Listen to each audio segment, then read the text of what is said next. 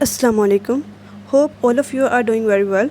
आज का जो हमारा टॉपिक ऑफ डिस्कशन है वो है चैप्टर नंबर 3 का एक टॉपिक है silicon, it's uses and it's properties. ठीक है, और ये जो है वो second year chemistry third chapter का टॉपिक है। तो चलिए हम अपना आज का लेक्चर जो है वो स्टार्ट करते हैं।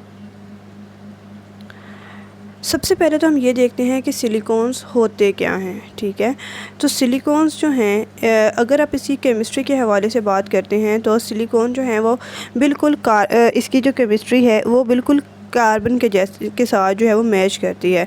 बिल्कुल ऐसे जैसे कार्बन जो है वो अपने 4 इलेक्ट्रॉन्स को यूटिलाइज़ करके 4 बॉन्ड बनाता है, बिल्कुल इसी तरह सिलिकॉन जो है वो अपने 4 इलेक्ट्रॉन को यूज़ करके 4 बॉन्ड बनाता है। ठीक है, तो जिस तरह कार्बन जो है इसने बॉन्ड बनाए होते हैं 4 मिथाइल ग्रुप के साथ, तो बिल्कुल इसी तरह सिलिकॉन एटम्स जो हैं वो भी 4 मिथाइल ग्रुप्स के साथ एट अ टाइम बॉन्ड बना सकता है।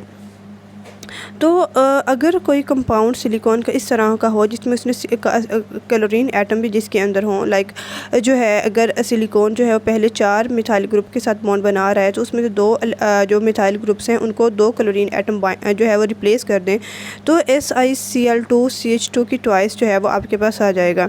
और जब आप इसको वाटर के साथ रिएक्ट करवाएंगे तो उससे क्या होगा कि जो क्लोरीन है वो वाटर से आने वाले हाइड्रोजन के साथ मिलके जो है वो हाइड्रोजन क्लोराइड बना देगी। ठीक है, और आपके पास जो सिलिकॉन एटम होंगे वो ऑक्सीजन एटम के ज़रिए जो है वो आपस में अटैच हो जाएंगे।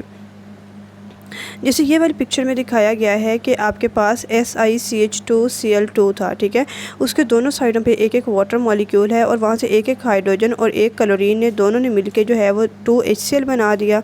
और दूसरी साइड पे जो है वो सिलिकॉन के साथ SiCH2 और साथ में OH की जो है वो ट्वाइस हो गई। ठीक है, फिर इसके बाद क्या हुआ कि ये वाला जो मॉलिक्यूल यहाँ पे बना वो मतलब 2 उस तरह के मॉलिक्यूल्स ने जब आपस में रिएक्ट किया तो दोनों का जो OH ग्रुप था वहाँ से एक H2O निकला और एक जो ऑक्सीजन बच गया था उससे ये चेन जो है वो अटैच हो गई।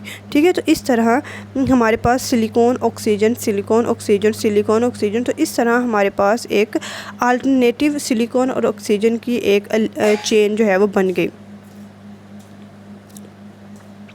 तो यही हमारे पास सिलिकॉन से। ठीक है, और अगर हम इसकी प्रॉपर्टीज़ और यूजेस के हवाले से बात करते हैं तो जो मिथाइल सिलिकॉन्स होते हैं वो ऑयली लिक्विड्स होते हैं और बहुत ज़्यादा विस्कस होते हैं। ठीक है, और जैसे जैसे जो इनकी जो है वो चेन लेंथ इंक्रीज़ होती है तो इतने ही ज़्यादा ये विस्कस होते जाते हैं।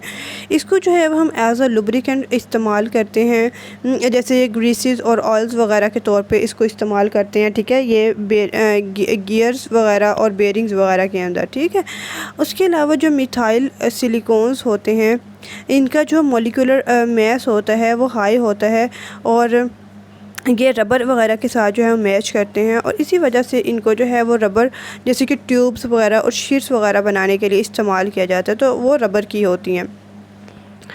और इसके अलावा जो सिलिकॉन मॉलिक्यूल्स होते हैं वो एक इस तरह बनाए जाते हैं कि उनके जो लॉन्ग मॉलिक्यूल्स हैं वो सेवरल पॉइंट्स के ऊपर एक दूसरे के साथ जो है वो अटैच हो सकें। ठीक है, और ये वाले जो कंपाउंड होते हैं इनकी रिजीनियस प्रॉपर्टीज़ होती हैं। रिजीनियस का मतलब होता है ग्रीसी गमी टाइप जो होते हैं नेचर होती है उसको हम रिजीनियस प्रॉपर्टीज़ बोलते हैं। ठीक है, और इसी वजह से जो है वो इसको इलेक्ट्रिकल इंसुलेशंस के अंदर जो है वो एक्सटेंसिवली यूज़ किया जाता है, मतलब इसका काफ़ी ज़्यादा इस्तेमाल है इलेक्ट्रिकल इंसुलेशंस में।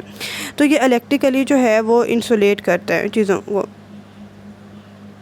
और इसका एक और इम्पोर्टेंट और इंटरेस्टिंग एप्लीकेशन सिलिकॉन्स की ये है कि इसको आप वाटर रिपेलेंट के तौर पे जो है वो इस्तेमाल कर सकते हैं, मतलब इस तरह की चीज़ें जिसको आप ये चाहते हैं कि ये गीला ना हो।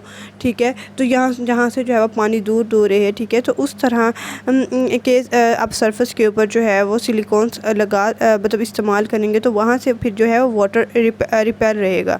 ठीक है, तो इसको एज हम वाटर रिपेलेंट के तौर पर भी इस्तेमाल कर सकते हैं। तो ये हमारे पास सिलिकॉन था, सिलिकॉन की फॉर्मेशन थी, उसके कुछ यूजेस और प्रॉपर्टीज़ थी। तो आई होप कि आपको समझ आ गया होगा। अल्लाह हाफिज़।